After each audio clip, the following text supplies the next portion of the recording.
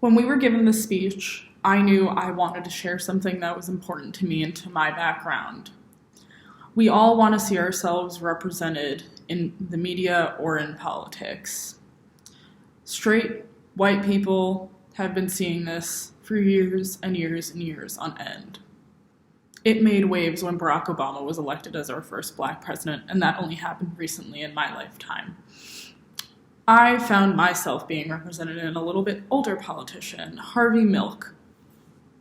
He is the first openly gay politician, or was at the time. He not only represents the LGBTQ community, which is a community I'm part of, but he also represents the gay movement of San Francisco, as well as the entire United States. Now, let's start at the beginning. You might be wondering, who is this Harvey guy? Like, hello, Mr. Milk? And I'm here to tell you who he is. Harvey Bernard Milk was born on May 22nd, 1930 in Woodmere, New York, to William Milk and Minerva Carnes. Just like me and you, he graduated from Bayshore High School and then from SUNY at Albany. It was during his teen years that he realized he was a homosexual, or as he put it, had homosexual tendencies, but he knew he could not tell anyone.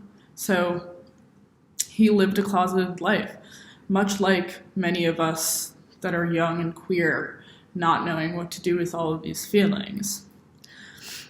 Later in college, a classmate recalled that he was never thought of as a possible queer and that he was a man's man. After graduating from college, he decided to join the Navy during the Korean War. He served for about 4 years and was discharged in 1955. Now, at this point in his life, he was moving around a lot. He just graduated college, was in the military, and at this point, he decided to start teaching. Why not? He was teaching at a high school and then met Joe Campbell at Jacob Riis Park Beach, which was a popular spot for gay men in Queens at the time. Campbell and Milk moved in together and soon decided they were bored of New York. So what did they do? Just like me, they moved to a new place, but instead of Minnesota, they moved to Dallas, Texas. They stayed there for a bit and then decided, we're actually bored of Dallas, Texas, and moved back to New York.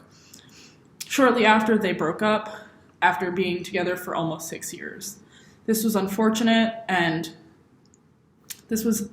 because not only was it his longest relationship, but it would be the only long relationship that he would be in his entire life.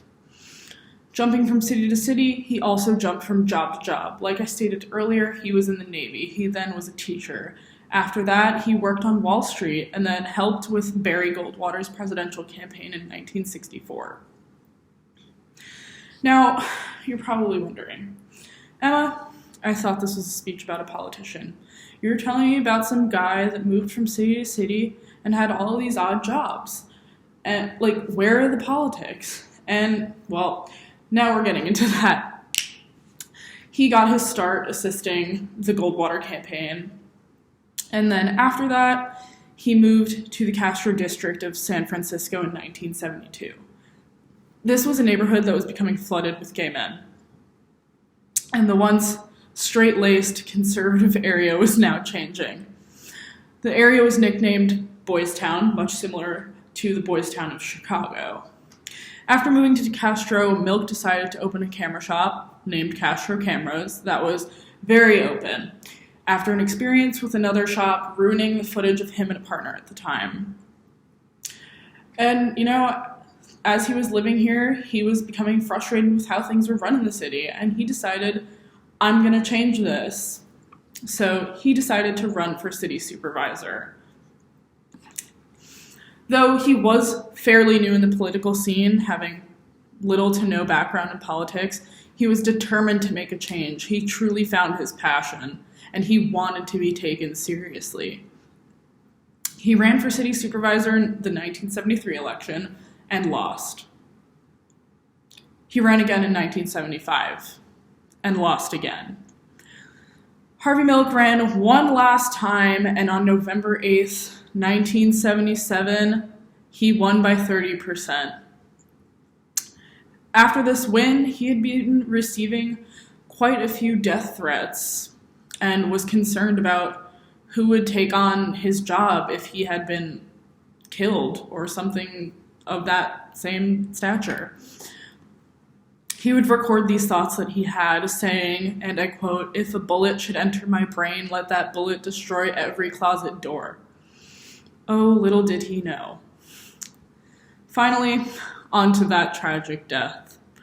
On November 10th, 1978, just 10 months after Dan White, another San Francisco city supervisor, was sworn in, he resigned, claiming that the salary of just under $10,000 a year he was receiving was not enough to support him and his family. And Mayor Moscone said, that's fine. And he was going to announce White's replacement just 17 days after, on November 27th, 1978. But half an hour before this conference started, White slipped through the cracks of the building, shooting down the mayor, as well as shooting down Harvey Milk. After the death of Milk and the mayor, the city was in agony, not only dealing with their deaths, but the Jonestown suicides that had just happened days prior. Milk leaves a legacy, having an airport terminal named after him in the San Francisco airport. He also has a high school in New York City named after him, which is for at-risk LGBTQ youth. He also has many books and films that are about his life.